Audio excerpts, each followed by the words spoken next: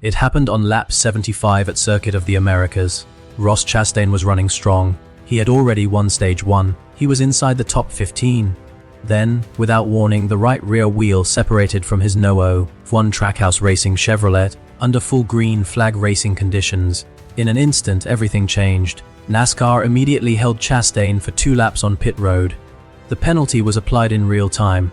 He finished 35th. A race that started with so much promise ended in disaster. But the consequences didn't stop when the checkered flag dropped.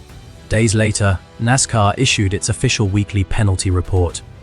2 members of Chastain's pit crew, rear tire changer Kenneth Pozega and jackman Josh Appleby, received 2 race suspensions. They will miss Phoenix Raceway this weekend. They will miss Las Vegas Motor Speedway the following week. The question fans are asking is simple: why? Why are crew members paying the price for a mechanical failure? Was this preventable? And why does NASCAR treat a loose wheel as one of the most serious violations in the sport? The answers reveal something much deeper than a single penalty. They reveal how NASCAR thinks about safety, accountability, and the cost of mistakes at 180 miles per hour. This story is about more than Ross Chastain. It's about how an entire sport manages the line between speed and survival.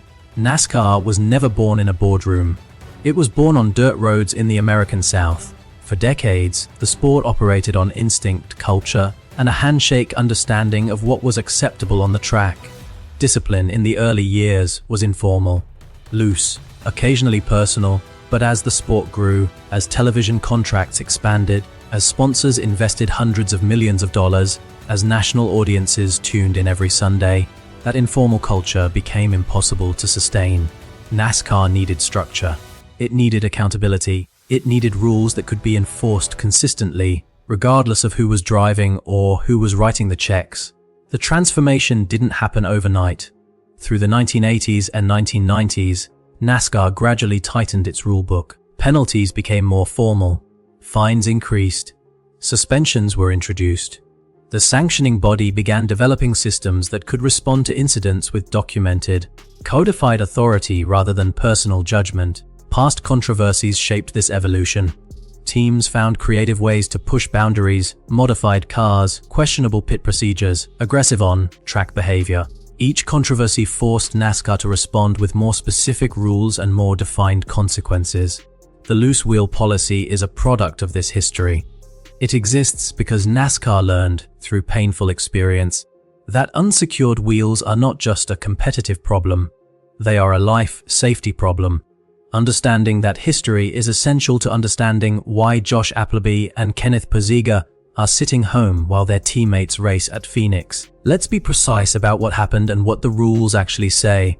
On March 1st, 2026, during the NASCAR Cup Series race at Circuit of the Americas in Austin, Texas, the right rear wheel separated from Ross Chastain's No. 1 Busch Light Chevrolet on lap 75. The car was running under green flag conditions. The wheel did not come off in a crash. It was not knocked loose by contact. It detached because of an improper installation during a pit stop. NASCAR's rulebook, specifically sections 8, 10, 4A and D, is unambiguous on this point. A lost tire beyond pit road results in an automatic 2-race suspension for 2 pit crew members and a 2-lap penalty issued during the race itself. There is no discretion in that ruling. There is no appeal process that changes the core punishment. The rule is automatic. The 2 crew members held directly responsible are the rear tire changer and the jackman, the individuals whose roles are most directly connected to the proper installation and release of the rear wheel during a pit stop. Kenneth Pozega and Josh Appleby filled those roles on the No. 1 car. The reason NASCAR draws this line is not arbitrary. A wheel detaching from a car at racing speeds creates an uncontrolled projectile. It endangers other drivers. It endangers track officials. It endangers spectators. The sport has seen what loose wheels can do. The mandatory penalty is designed to make pit crews feel the full weight of that responsibility every single time a car comes down pit lane. When 2 pit crew members are suspended, the immediate conversation focuses on the people losing their jobs for 2 weeks. But the ripple effects of a penalty like this travel much further than that. For trackhouse racing, the challenge is immediate and practical. Pit crew chemistry is not something you rebuild overnight. The coordination between tire changers, jackmen, fuelers, and the driver is developed over hundreds of pit stops. Replacing two key members, even temporarily, with fill-in crew members disrupts timing, introduces unfamiliar communication patterns, and adds risk during the most high-pressure moments of a race. For Ross Chastain personally, the stakes are significant. After 3 races in 2026, he sits 20th in the Cup Series standings, 4 points outside the chase cut line. He can afford very few bad days. A compromised pit crew at Phoenix, one of the most pit strategy-dependent tracks on the schedule, could be costly. For sponsors, incidents like these create visibility concerns. Brands pay millions to have their logos on cars that perform. A 35th place finish and a headline about penalties is not the story any sponsor wants told. Historically, moments like this echo through the sport.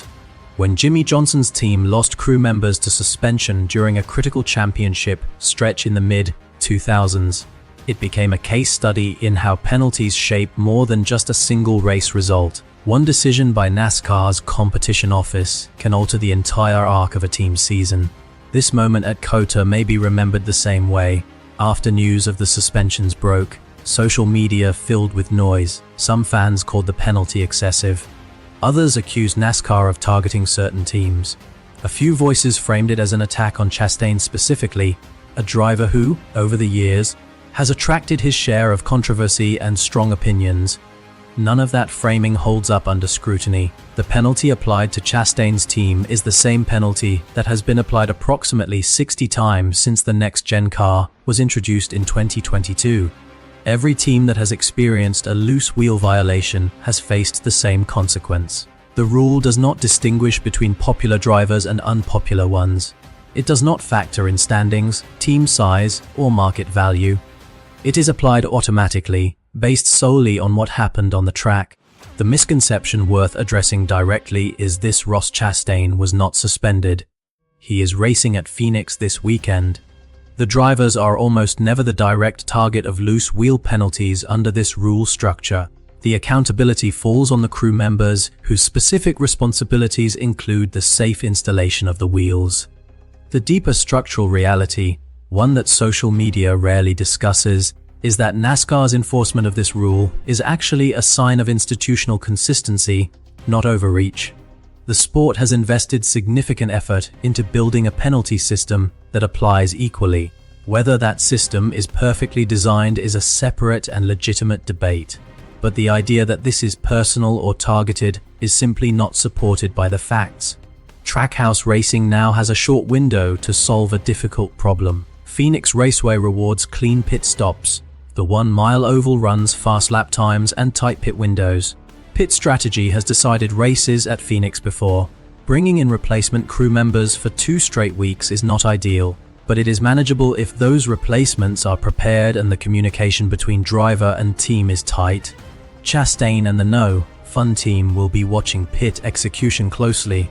Any further pit road penalty at Phoenix would compound an already difficult stretch. The pressure on the fill-in crew members will be real. On the broader regulatory front, it is unlikely that NASCAR will revisit the loose wheel penalty policy in the short term. The rule is clear. It has precedent. It has been consistently enforced. What is more likely is that teams across the entire garage, watching Trackhouse's situation, will intensify their own pit crew training and tire installation verification processes. Peer accountability is one of the most effective forces in professional motorsports. For Chastain's championship outlook, the math is still manageable. 23 races remain in the regular season. 4 points out of 16th place is not a crisis, but it becomes one quickly if Phoenix produces another poor result. The team returns to full strength at Darlington on March 22. Between now and then, every lap matters. Stories like this one matter for reasons that go beyond the standings and the penalty report. They reveal how a major American sport actually operates when things go wrong. Not in the highlight reel moments, but in the administrative decisions made on Tuesday afternoons in NASCAR's competition office. These decisions shape the culture of the sport more than most fans realize. For anyone watching NASCAR closely, the signals to watch in the coming weeks are specific. Watch how Trackhouse Racing's replacement crew performs under pressure at Phoenix. Watch whether Chastain responds with focused, disciplined racing, or whether the frustration of recent weeks affects his decision-making on the track. Watch for any public comments from team leadership about the penalty. They will tell you how the team is processing this setback. And critically, watch what NASCAR says, or doesn't say, in the weeks ahead. If there is internal pressure building around the automatic nature of the loose wheel penalty, it will eventually show up in rule clarifications or off-the-record conversations that find their way into the motorsports press. These are the real stories inside the sport, not the headlines, the signals. If this kind of investigative breakdown of NASCAR's most significant stories is what you're looking for, this channel covers that territory every week. The subscribe button is there for exactly that reason. Every major sport eventually reaches a moment where three forces collide: authority, fairness, and competition. NASCAR is in one of those moments right now, not because of a single wheel that came off a car in Austin, Texas, but because of what that wheel represents. It represents the tension between a sport that was built on fearless improvisation and a sport that now operates under the weight of billion-dollar responsibilities. Safety rules are not negotiable. They never should be, but the design of those rules, who bears the consequences, how accountability is distributed, whether the punishment truly fits the circumstances, those questions are always worth asking. Ross Chastain has raced in the Cup Series for years. He has been celebrated and criticized. He has made headlines for brilliance and for chaos. What happened at Cote is neither of those things. It is a mechanical failure with administrative consequences. How Trackhouse Racing responds to it, how Chastain performs over the next several weeks, and whether this penalty becomes a turning point in his season or simply a footnote, that story is still being written. NASCAR's identity has always been shaped not just by who wins races, but by how the sport handles the moments in between. The decisions made in competition offices, the rules enforced without favor, the teams that find a way to compete anyway. That is the sport. That has always been the sport, and every story like this one is a reminder that the real drama in racing doesn't only happen at 180 miles per hour. Sometimes it happens on a Tuesday afternoon, in a penalty report that nobody expects.